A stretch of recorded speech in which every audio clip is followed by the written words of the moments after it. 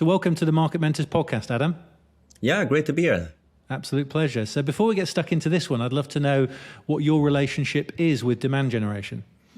Yeah, it goes far back. Of course, I've been in the B2B SaaS space for many years now. But currently, at least I'm working as a head of demand gen for a company called GetAccept. So heading up the demand team here and everything surrounding demand.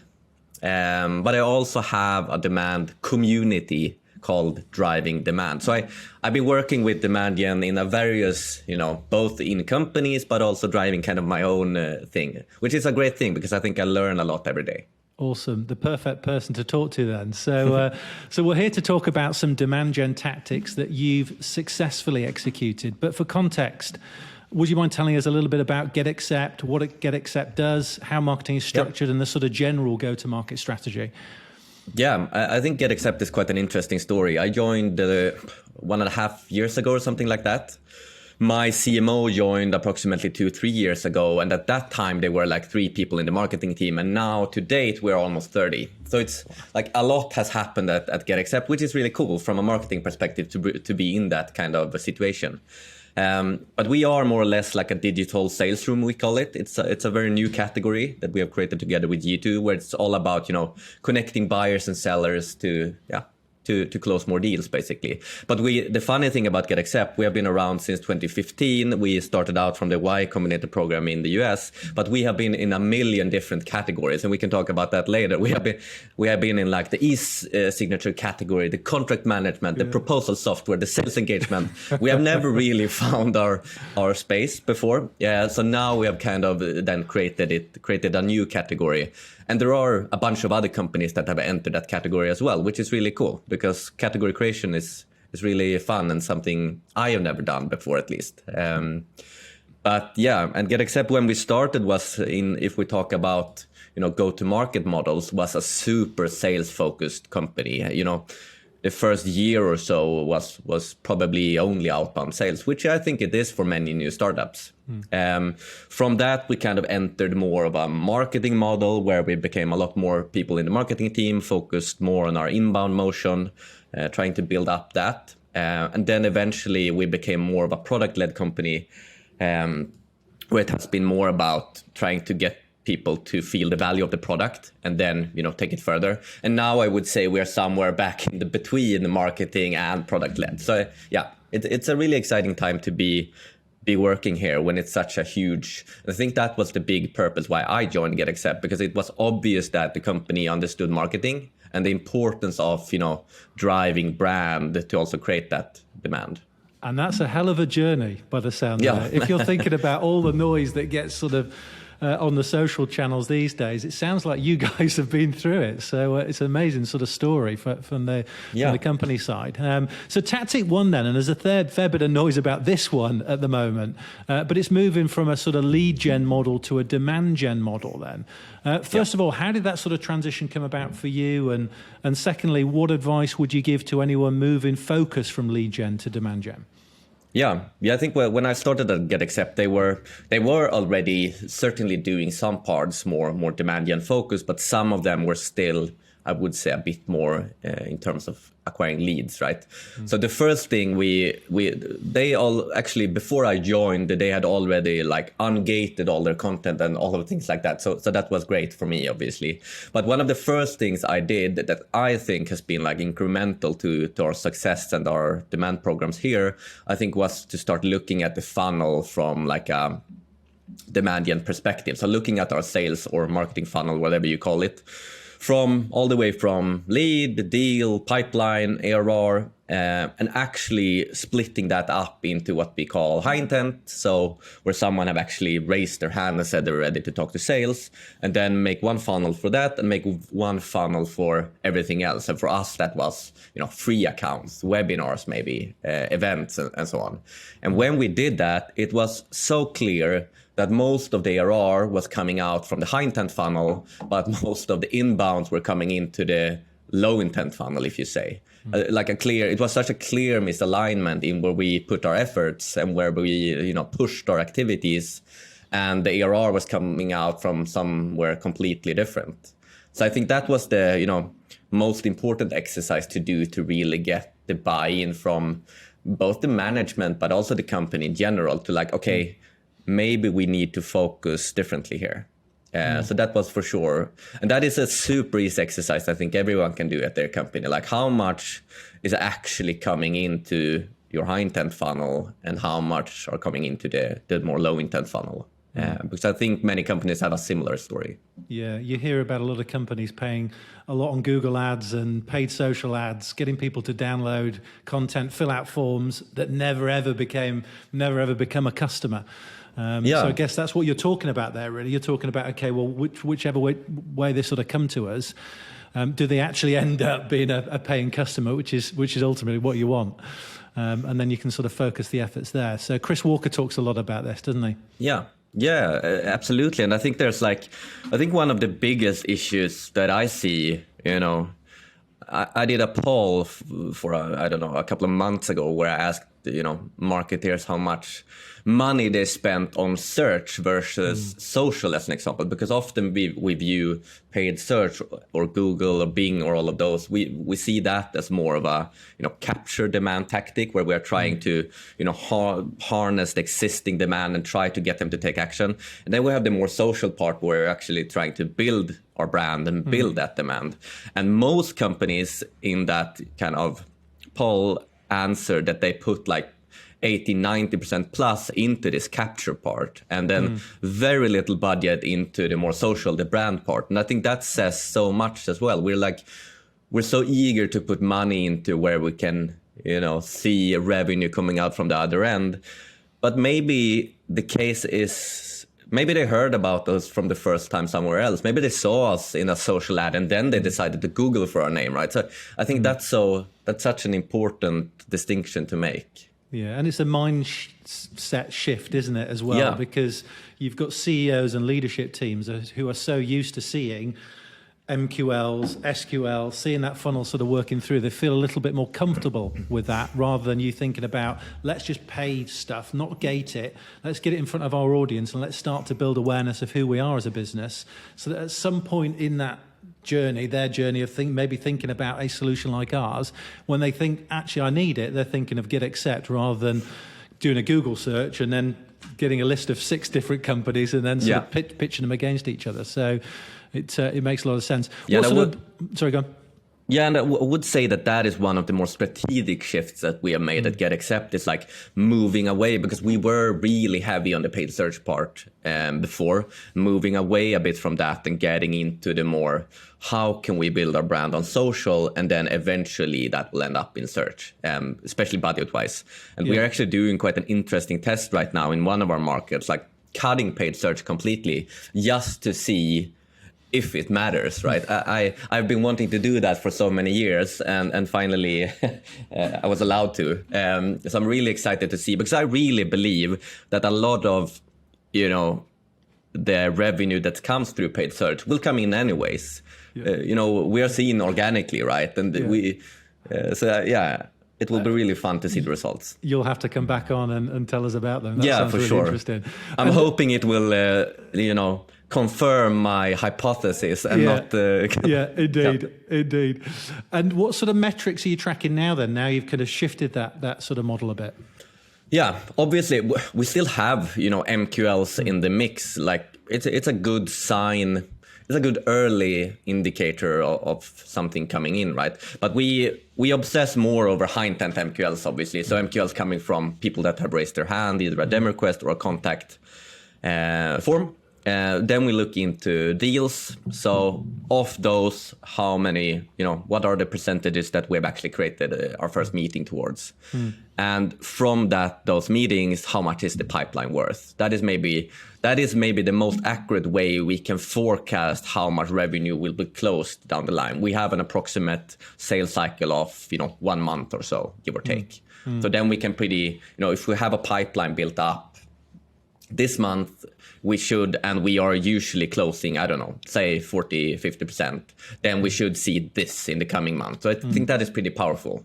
So I think and it has been pretty clear, like from when I started, we had just launched our free account model, freemium, and like our leads went through the roof, right? But but we didn't really see that come out on the other end. It didn't really turn into revenue. And now I would say that the situation we probably have, I don't know, the lowest MQL volume we've had since maybe 2 years, but we have the highest high intent volume and we have the highest pipeline. So it's like that is, and it has taken a long time to get there. I think that's so important as well. It takes time.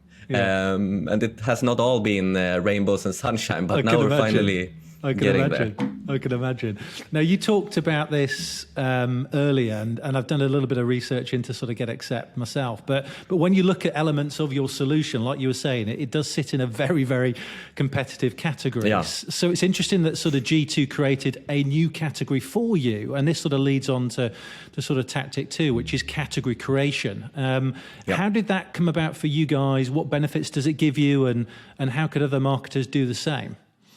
Yeah, I think that the founders of GetAccept, there are 4 founders, I think they have always felt that they, didn't really fit into any category. But obviously, as a new solution, as a startup, you don't have the possibility to create a category, right? It's not possible. And I think that was something that was important when we created a category with G2, that we needed also other players. It's not a category if it's just us.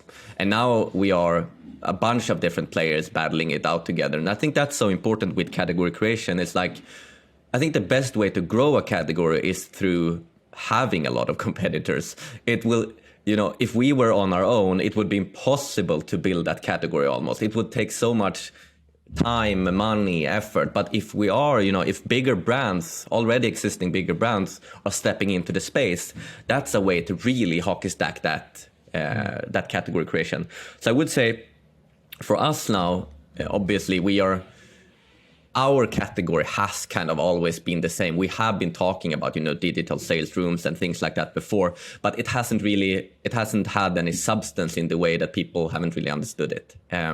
So now now it is up there, and now it's just up to us and all the other companies there to educate the market about it. Because, And is that something that's driven by G2 then, or is that something driven by you collectively with your competitors? I think initially it was driven by us. We have wanted to do that for a long time. Then eventually G2 felt that it was the right time based on there were other players in the space also. Yeah. So I think about Drift when I think about sort of category creation. They've talked a lot about it, haven't they? Yeah. So they are also moving into this space now. So so it's great.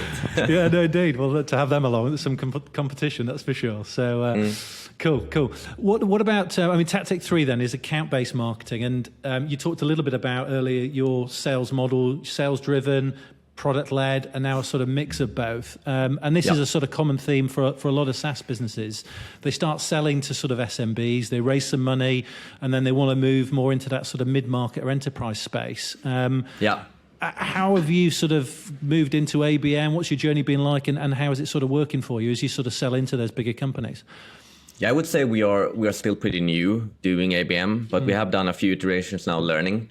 I would say our main ICP obviously is SMBs. That's where I think we bring the most value. I don't won't say ever, but I don't think we will enter like the enterprise segment super hard anytime soon. But we are, as you're saying, everyone is always trying to move up market a little bit, right, to increase ACV and so on. And we are doing that as well, but more towards the high SMBs, the mid markets. That's where we are I think where we can be pretty spot on. And that is also where we have been, starting to dabble a bit with the ABM. We have been very focused, I would say, geographically with our ABM. We have, I would say, one of the few mistakes we did initially when we started were that we have our demand gen activities on one end, we have our ABM activities on one end, but to be honest, they didn't differ that much. We had, way too many companies to even call it an ABM program, right? So now it's more like, how can we identify our top 20 targets, let's say in the UK, that we want to, acquire in the coming 1, 2, 3 years? I think that's so important. I think we had too much of a short-term mindset in the beginning, more of a lead gen approach, right? So now it's more about how can we then take this list of say 20 companies we want to get in long term, and how can we, move towards them in a bunch of different angles, not just running ads towards them, right? How can we be different? How can we have dinners together? Can we, because I think that's so important. We want to create value for them so that we become top of mind eventually. And that is really, we won't see revenue coming in from our ABM programs this year if we have started this year, but maybe next year we will be there when they kind of experience the program. So I think that's the development for us, has been like, it's more of a brand awareness play and, staying top of mind with our target accounts. And then demand gen, of course, is it's still narrow, but it's more of a volume play than the ABM, of course. Yeah. And on the ABM side, when you were selecting those 20 companies, were you looking at them on sort of industries? Were you looking at them on size? How were you sort of pulling those 20 together? Yeah, we definitely looked at what type of company, what type of role are driving the most revenue for us historically. Like, what are the types of companies, what are the types of sizes, what are the types of roles we want to engage with to drive the highest possible revenue that we can. So that was definitely what we did when we looked into this. And then we decided on, okay, we see one industry here, we're going to go for that, because it's like we can't talk about several industries at once. No. And that was also a mistake in the first round. We put a bunch of different industries and it became a mess. So that was definitely... It makes it a lot easier, doesn't it? So do you tend to do sort of one-to-one or one-to-few type stuff? Yeah, I would say one to few. Yeah. We are probably... it's a resource question always, I feel like.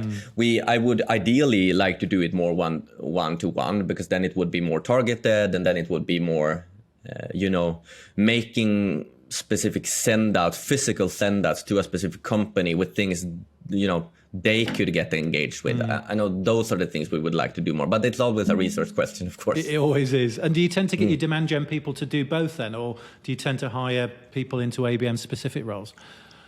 We actually took a person from the demand team and transformed that role into more of an ABM role.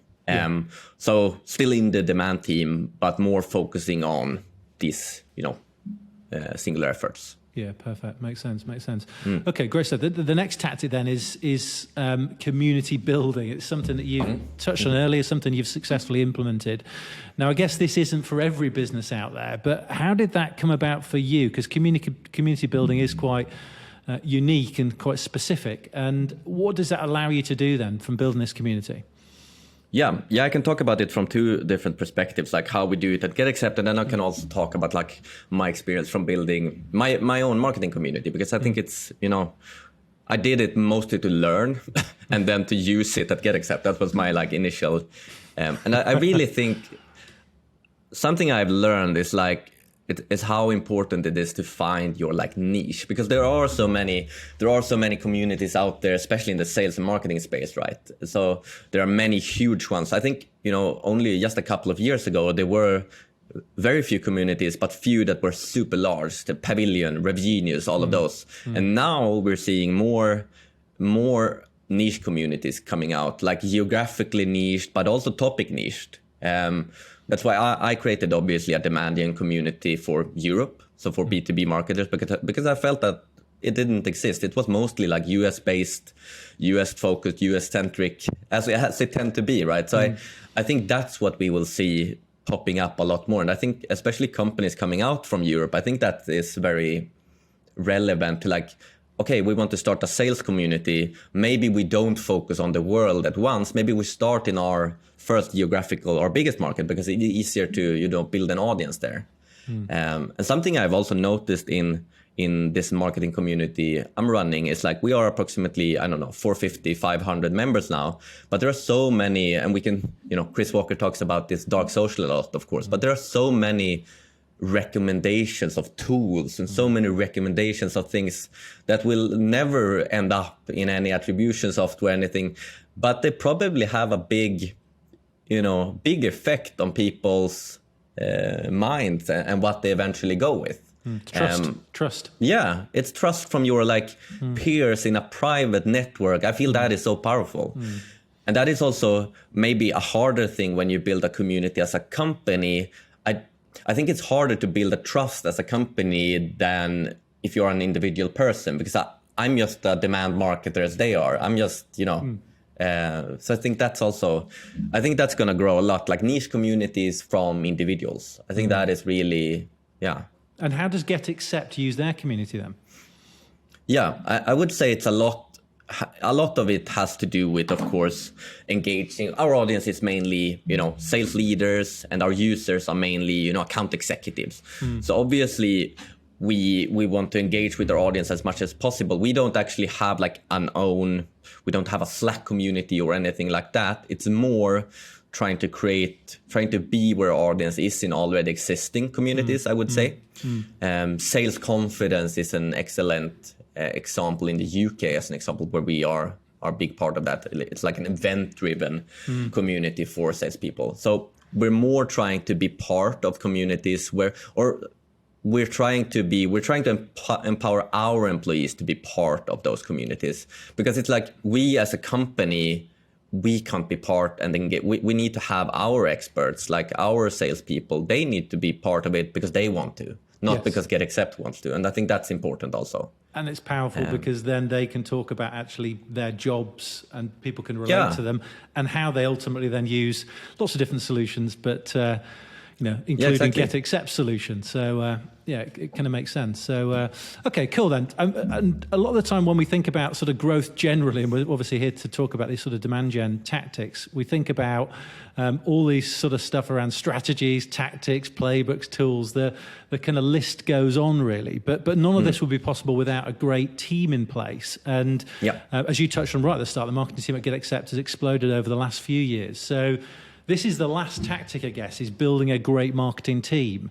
How do you go about sort of structuring your team there? How have you built the team to help GetAccept achieve its goals over the years then?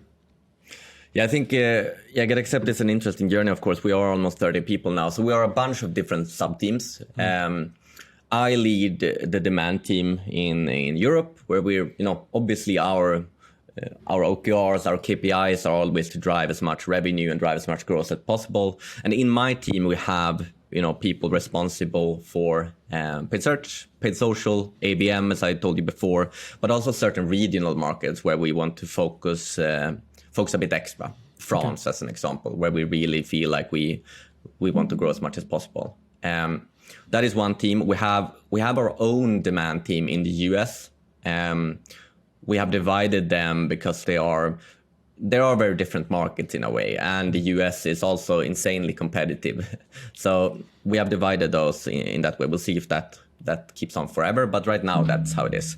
And then in the grander marketing team, then we have what we call our brand and buzz team. It's more the team, it's the designers, it's the really that focuses on building the brand and helping out with all of it. So we work a lot. We work very closely with them, of course, with everything we do in trying to create our campaigns and so on.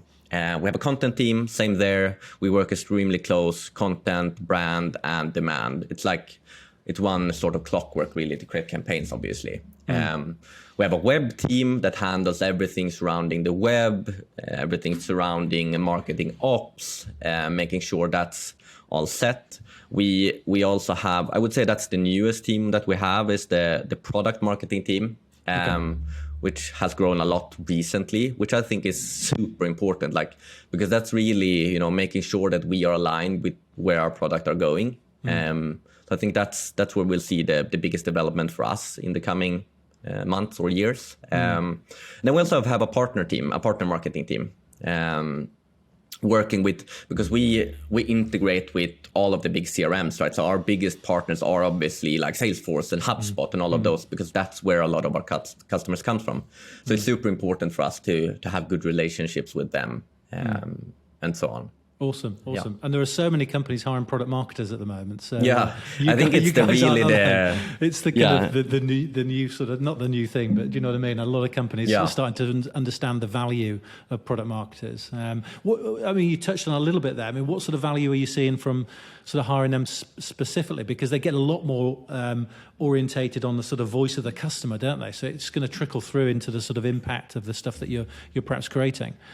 Yeah, I think especially like understanding the customer, but also understanding the product vision and where we're going, and kind of transcribing that into a messaging and a story that we can take from demand and then distribute as well as possible. I think that's so important. Also making sure like that our story is consistent across channels, across where we're seen, because that's a super hard thing to do. And I think that's a really powerful thing with product marketing, if they can take that perspective. Perfect. So last question then, if you were hiring a demand gen marketer into your team today, then what sort of skills and attributes would you look for? I think for me, the most important skill, and one of the reasons why I think I have, climbed my way in demand gen, is creativity. I really think like a demand gen is more of a marketing gen. A good demand person is probably more of a generalist. You're a very creative person. You know some design. You can write copy. No, you don't have to be the best on all of that, but you have to be able to create. I think that's important. You have to be able to create, because otherwise it doesn't work with you just sending a brief to your content or brand team. It's like you have to be able to create and iterate on that. And obviously, creative together with certain data and analytics skill set is probably ideal. But I think where people sometimes maybe lack is the more creative part, because that's really where we stand out. If you are a really creative and good marketer at the creation part, that's really where we can make a difference. So I would say that. A really hard skill set to get, that creativity side. I mean, it's a lot of people sort of emulate other businesses, don't they, and sort of not steal, but use other people's tactics and stuff. So the creativity, and of course, brand now is so much more important for B2B companies.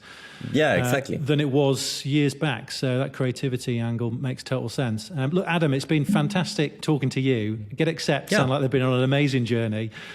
These tactics, we've covered a lot of ground really here in a fairly short podcast. So, if anybody wants to sort of reach out to you and sort of ask you any questions on some of the tactics that we talked about today in more detail, and what's the best way of them doing that? Yeah, the best way is always to reach out on LinkedIn. I'm trying to be very active there, so reach out on LinkedIn. Awesome. Adam, you're an absolute star. Thank you very much. Thank you.